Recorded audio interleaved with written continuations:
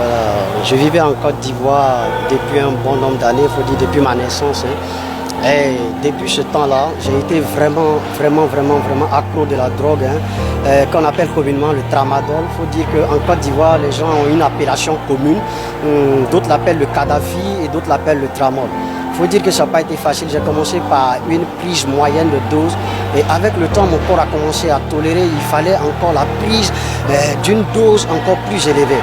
Et je suis allé à un certain point où je prenais 2225 mg en une prise, soit 10 comprimés, une plaquette. Et je vous assure que ça n'a pas été facile pour moi parce que je suis allé de gauche à droite pour pouvoir m'en sortir. Mais c'était difficile. J'ai visité même les médecins pour avoir une solution pour sortir de cette emprise, mais c'était vraiment pas facile. Et à un certain niveau, il a fallu que je prenne d'autres stupéfiants qui étaient comme la morphine en injection. C'était vraiment pas facile. J'ai entendu parler du ministère qu'on appelle le MIPP et je me suis rendu au Burkina. Quand je suis arrivé, j'ai rencontré l'homme de Dieu, le prophète enseignant Esaïe Lompo, qui a prié pour moi.